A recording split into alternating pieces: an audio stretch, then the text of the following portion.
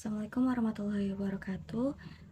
Di video kali ini saya akan membuat video presentasi tentang pemimpin dan kepemimpinan dalam mata kuliah Manajemen Sumber Daya Manusia dengan dosen pengampu Pak Eko Sudarso, yang disusun oleh saya sendiri yaitu Faisya Fahira dengan NIM 21105034474. Terdapat beberapa materi yang saya cantumkan, yaitu yang pertama ada pengertian pemimpin dan kepemimpinan, yang kedua ada tipe-tipe kepemimpinan, yang ketiga ada konsep dasar kepemimpinan, yang keempat ada teori-teori kepemimpinan. Kita masuk ke dalam pengertian pemimpin. Pemimpin dapat diartikan sebagai seseorang yang memiliki kemampuan memimpin, mempengaruhi orang lain dan kelompoknya. Menurut Modern Dictionary of Sociology, pemimpin adalah seseorang yang memiliki peranan atau posisi dominan dan berpengaruh dalam kelompoknya. Jadi dapat disimpulkan bahwa pemimpin adalah seseorang yang dapat mempengaruhi orang lain untuk mencapai suatu tujuan tertentu. Selanjutnya ada pengertian kepemimpinan. Kepemimpinan merupakan sebuah kemampuan seseorang dalam mempengaruhi orang lain atau mengarahkan pihak tertentu untuk mencapai suatu tujuan kelompok, organisasi maupun perusahaan. Untuk bisa memiliki kemampuan kepemimpinan atau leadership, maka bisa mengikuti program leadership training. Salah satu pengaruh yang dapat ditimbulkan dari sikap kepemimpinan tersebut adalah dapat mempengaruhi seseorang. Pengaruh yang diberikan ini dimaksudkan dalam sebuah pekerjaan atau organisasi. Hal itu dikarenakan umumnya sikap kepemimpinan dibutuhkan seseorang dalam memimpin sebuah pekerjaan atau organisasi. Ada pengertian kepemimpinan menurut Pak Harhali, yaitu menurut Pemujiono di tahun 2002. Kepemimpinan merupakan pengaruh satu arah, karena pemimpin bisa saja memiliki kualitas-kualitas tertentu yang membedakan dirinya dengan pengikutnya. Para ahli teori sukarela atau compliance induction theories cenderung memandang kepemimpinan sebagai pemaksaan atau pendesakan pengaruh secara tidak langsung, dan sarana membentuk suatu kelompok yang sesuai dengan keinginan pemimpinnya. Terdapat beberapa tipe-tipe kepemimpinan, yaitu yang pertama ada otoritas. Otoritas. Pada tipe kepemimpinan ini, para pemimpin membuat keputusan, peraturan, dan prosedur berdasarkan pemikiran mereka sendiri. Mereka juga yang bertanggung jawab. Lingkungan kerja yang otoriter tidak memberikan keleluasan kepada orang-orang yang bekerja di dalamnya. Yang kedua ada demokratis. Demokratis berkebalikan dengan otoriter. Tipe kepemimpinan ini mengutamakan kontribusi orang-orang di lingkungan kerja. Pemimpin kemudian menentukan keputusan akhir, tapi ia akan mendelegasikan kewenangannya kepada orang lain. Tipe kepemimpinan ini sangat cocok diterapkan dalam bidang medis atau teknologi. Tipe selanjutnya yaitu ada tipe delegatif. Para pemimpin yang menerapkan tipe-tipe kepemimpinan delegatif memberikan wewenang bagi anggotanya untuk mengambil keputusan.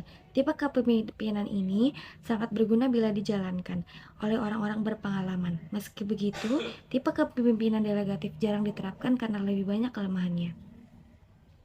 Selanjutnya ada tipe transformasional.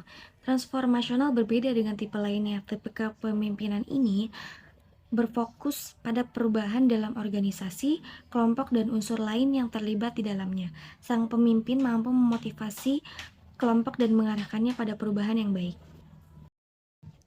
Tipe selanjutnya ada tipe transaksional. Tipe kepemimpinan transaksional berfokus pada status pemimpin dan orang-orang yang dipimpinnya. Terdapat garis komando jelas yang harus dipatuhi sehingga semua orang memahami perannya masing-masing.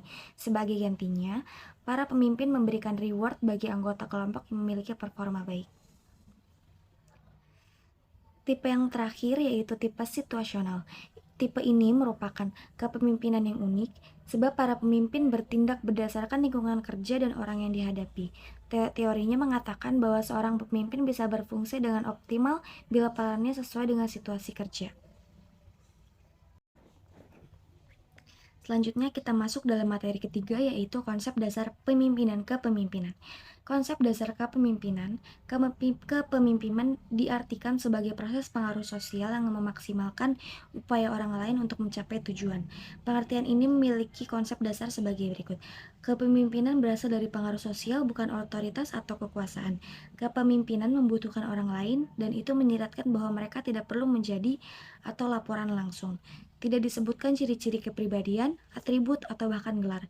Ada banyak gaya, banyak jalan menuju kepemimpinan yang efektif. Ini mencakup tujuan, bukan pengaruh tanpa hasil yang diinginkan. Dan yang terakhir kita masuk ke dalam teori-teori kepemimpinan. Saya mencantumkan beberapa teori-teori. Yang pertama ada Great Man Theory. Great Man Theory atau dikenal sebagai teori orang hebat membuat asumsi bahwa sifat kepemimpinan dan bakat-bakat kepemimpinan dibawa seseorang semenjak orang tersebut dilahirkan. Teori ini berkembang sejak abad ke-19. Yang kedua ada Trait Theory. Trait Theory atau yang sering kita sebut sebagai teori sifat kepribadian ini meyakini bahwa seorang yang dilahirkan atau dilatih dengan kepribadian tertentu akan menjadikan mereka unggul dalam peran kepemimpinannya. Teori kepemimpinan ini fokus terhadap analisis karakteristik mental, fisik, dan sosial guna mendapatkan lebih banyak pemahaman dan pengetahuan tentang karakteristik dan kombinasi karakteristik yang umum di antara para pemimpin. Teori ketiga ada contingency theory. Teori kontingensi atau yang berasal dari contingency teori menganggap bahwa tidak ada cara yang paling baik untuk memimpin dan menyatakan bahwa setiap gaya kepemimpinan harus didasarkan pada situasi dan kondisi tertentu. Teori kontingensi atau contingency teori juga sering disebut sebagai teori kepemimpinan situasional. Yang keempat, ada teori gaya dan perilaku. Teori kepemimpinan yang berdasar gaya dan perilaku disebut kebalikannya dari The Great Man Theory. Teori berdasar gaya dan perilaku menyatakan pemimpin hebat dibuat, bukan dilahirkan. Teori kepemimpinan ini fokus pada tindakan seorang pemimpin, bukan pada kualitas mental atau sifat atau karakter bawaan dari orang tersebut. Teori ini menunjukkan bahwa kepemimpinan yang efektif merupakan hasil dari 3 keterampilan utama yang dimiliki oleh individu, yaitu keterampilan yang berupa teknis, manusiawi, dan konseptual. Teori yang keenam ada behavioral theories. Behavioral theories merupakan reaksi atas trait theory. Teori perilaku atau behavioral theories ini menghadirkan sudut pandang baru mengenai kepemimpinan. Teori ini menganggap bahwa keberhasilan seorang pemimpin ditentukan oleh perilakunya dalam melaksanakan fungsi-fungsi kepemimpinan dan perilaku tersebut dapat dipelajari atau dilatih. Selain itu, teori ini menganggap bahwa kepemimpinan yang sukses adalah kepemimpinan yang didasarkan pada perilaku yang dapat dipelajari. Teori berikutnya ada teori servant.